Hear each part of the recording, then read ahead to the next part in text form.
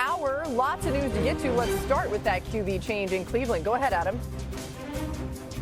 Laura, we have a 41st different quarterback in Cleveland since a franchise returned there in 1999. We have the third different rookie quarterback to start this season, and we couldn't ask or expect a more difficult assignment for Dillon Gabriel, who will have to go to London to make his first NFL start, and he'll have to do it against a talented Vikings defense that Brian Flores oversees. He'll see a variety of looks, blitzes, whatever it may be, but it's going to be a difficult, challenging outing for Dillon Gabriel. The Browns are hoping that Dillon Gabriel can provide the type of spark that Jackson Dart brought last week to the New York Giants, who upset the Los Angeles Chargers and had a bit more juice to their game. Now the Browns will do the same. You'd have to figure that, like the Giants, they will tailor the offense to Dillon Gabriel, run the types of plays that he's comfortable running, that he ran in college. There'll be a different look, a different energy, a different everything to the Browns offense as they go to play the Vikings in London on Sunday morning.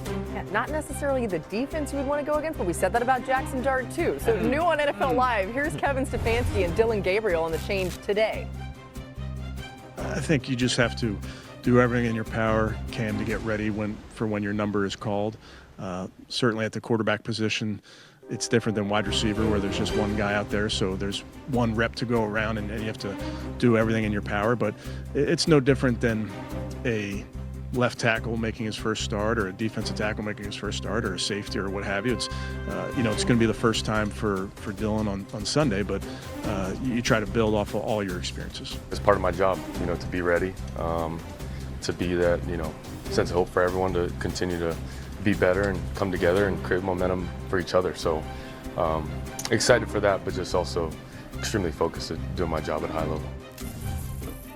All right, now Dillon Gabriel played plenty of football in 6 seasons in college, playing at UCF, Oklahoma, and then finishing at Oregon.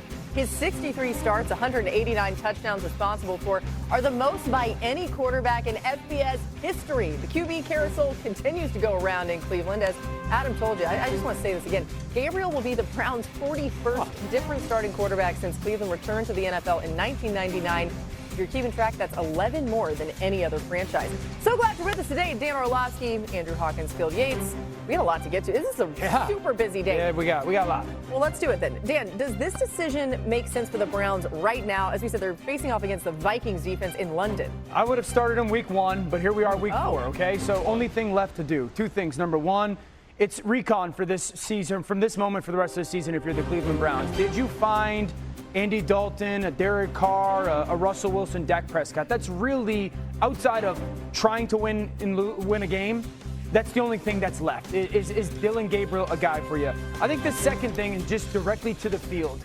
Kevin Stefanski's offense, the fundamental part of it was always play action. It's the second worst play action pass offense in the NFL right now. That has to be the backbone of Gabriel. It's got to come back to be the foundational part of this offense. If he can do that, that's at least a box check of, okay, can he be the guy for the future? But it's all about, is this dude any good or not? Yep. It's a dramatic style change, by the way, from Joe Flacco. Joe to Dillon, if you saw the two standing next to each other, it's a gigantic discrepancy in literal size. Joe's 6'6", Dillon Gabriel about my size. He's a lefty versus a right-handed quarterback, but also the way in which Joe plays. Joe was a very methodical quarterback, especially at this stage of his career. What I like most about Dillon Gabriel during his last season of college football, which was at Oregon, his third of 3 stops during his college career. Very urgent player. What I mean by that is basically within every play of that Oregon playbook, you had to make a decision. We run him, we passed him, somewhere in between for Dillon Gabriel. He always played with an urgency about him, and also was a good athlete too. This is not Lamar Jackson or a player of that caliber, but he can hurt you with his legs, which obviously Joe, behind an offensive line that has dealt with some injuries and lack of talent, candidly, this past year. 9 sacks taken by Joe in the first 4 games. Maybe not as much pressure for Dillon Gabriel just because of the mobility he brings to the table. You knew the decision was coming. It probably came a couple of weeks earlier than I expected, but if you watched that offense last week, although the Lions are a good team, it looked very uninspired, right? They're dropping passes. They're not on the same page with Flacco and the wide receivers. And with Dillon Gabriel, everything you said, Phil, is exactly right. And a lot of that is instinctual. Like, he sees it and he gets the ball out. Yes, he's undersized. size, but he has a great feel for when to throw and his ball placement. Even in the preseason, you saw it. Some of those, field out routes where literally he's putting the ball in spaces that you don't see a lot of quarterbacks that are able to do it. He moves better in the pocket. So there's going to be opportunities. The big picture for the Browns is, can we get a good evaluation on him this year to see exactly what we have? I think that's the question that we probably know the answer to. They don't really have a number 1 receiver. I tell you, Jerry Jeudy's probably a number 2 receiver. And then their number 3 is a younger player. So their talent outside of the perimeter is not remotely close to what you would want for a starting quarterback. But he could show something, right? Totally. Say, okay, we've totally. maybe struck some gold here. One other thing to watch this week, Myles Garrett missed practice today with an ankle injury, so we'll keep an eye on that. All right, let's get to more news. There's a ton of it with Adam. Adam, what's going on with Jaden Daniels and the Commanders? Laura, he was a practice in full today, which tells you that he is expected to play on Sunday. He's tracking to be ready, which is good news for the Commanders. He's missed the last 2 games, but it looks like Jaden Daniels now will be back for the Commanders this week after missing the 2 games with a knee sprain. The same might not be true of Terry McLaurin. Terry McLaurin dealing with injury right now, is not at practice today. The Commanders said he's trending the right way. We also have some breaking news here. I want to just interrupt. As we do Terry McLaurin, we'll come to this, I guess, at the end. Sorry to go off the rails here for you. Terry McLaurin did not practice today. We'll see if he does. The 49ers have ruled out Brock Purdy, Ricky Pearsall, and Juwan Jennings over Thursday night's game. So all 3 out against the Los Angeles Rams. Wow. Okay, Sheffy's got the phone and he's going frenetic. You know that something's coming around the corner here. And we're going to flip our script right now and react to that. You just said no Brock Purdy, no Juwan Jennings, no Ricky Pearsall. Dan, this game is tomorrow. What do you think? I mean, so that they're out their starting quarterback, their top 3 wide receivers, their starting tight end, their starting rush end. Yeah. Besides that, who's left? Not much. The downside is Pearsall's been awesome. He's made a huge catch last week, yeah. Jennings is Jennings, very, very good player. Yeah. Mac Jones had stepped in, won 2 games, going against the Rams defense that defensively is fantastic. Their safeties are playing big-time football. Can McCaffrey get 40 touches and have 250 yards of offense? This is brutal for the 49ers because that division's loaded. Yeah, to your point, when Mac Jones goes in, you're hoping you get a lift from all the other players to kind of fill in the gaps. Well, literally, you're operating with all gaps. So for Kyle Shanahan, it's like, well, where do I find the answers? Yes, Christian McCaffrey, but are you going to want to put that heavy of a dosage on him? Gotta keep him healthy. He has to be around for this entire season for this to matter for the 49ers. You never see the game, of course, but I think if you're the 49ers, there's probably a bit of a feeling going into this game that if we can get our guys healthy, and Brock missed 2 games, comes back for 1 game, is now going to miss another. That tells us that whatever Brock is dealing with inside this turf toe issue, he needs a little bit more time. And if you can get Brock right for week 6 when they play Tampa Bay, another gigantic game in the NFC, you have a much better chance to stay competitive in this awesome NFC West than if you bring him back out here on Thursday night where the stack of chips is already relatively short against this really good Rams team. You got to take a long, sort of the bigger picture view right now in this division. Rams could be 4-1 after this weekend or after tomorrow night, and should be. The Rams should win that game. And Seattle could be 4-1. I think your point is fair. I think your point is the right one. Like, hey, short week. Don't overdo it. They may have already overdone it a little bit. If we play them because we want to win and they're not healthy and our season's done. We might still lose if he goes out there. Yeah, it could be tough. Yeah, for a team that obviously has dealt with so many injuries. This is deja vu all over again. So bad. You hate to see it because going into the season, we're like, oh man, their schedule's kind of favorable. Either way, still plenty of time. The breaking news there from Adam: Brock Purdy, Ricky Pearsall, Juwan Jennings, all ruled out for tomorrow's game against. Go back to the news you have on Lamar Jackson. Go ahead. Lamar Jackson didn't practice today, Laura, and obviously he was hobbled when he was leaving the locker room on Sunday night after the loss to the Kansas City Chiefs. The fact that he was not out there at practice today, the fact that he was hobbled after the game, tells you that Cooper Rush right now is tracking to play Sunday against the Houston Texans. Now let's keep in mind, Lamar Jackson and the Ravens play the Texans this week. They play the Rams next week, and then they have a bye. So it's possible that Lamar Jackson could wind up missing 2 games and get a month off. And if you're the Los Angeles Rams, you're looking 1 week at a 49ers team without Brock Purdy, Ricky Pearsall, and Juwan Jennings. then getting an extended rest to play a Ravens team that could be without Lamar Jackson before the Ravens go on the bye. So the schedule is shaping up in the Rams' favor right now, but the Ravens have so many injuries that they have to overcome, and right now it looks like, depending on how the rest of the week goes, there's a real possibility that Cooper Rush is going to be the Ravens starting quarterback Sunday.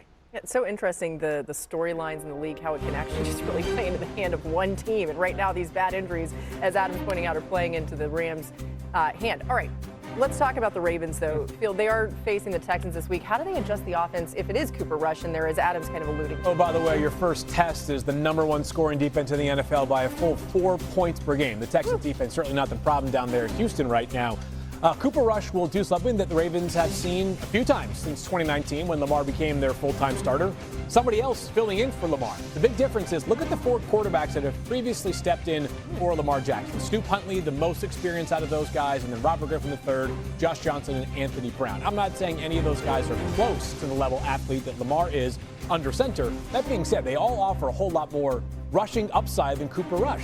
Cooper Rush, who I guess is inappropriately named Cooper Rush. He's got 61 carries for 20 yards in his career. He's kind of the human victory cigar, taking a lot of knees throughout his career. But if you're playing the Ravens, normally you got Lamar and Derrick Henry. I think the idea from a defense is we got to pick our poison. Are we going to make Lamar beat us as a passer and allow Derrick Henry and bottle up Derrick Henry as a runner, or the other way around? We're going to bottle up Lamar but allow Derrick Henry to gash us for 150 yards.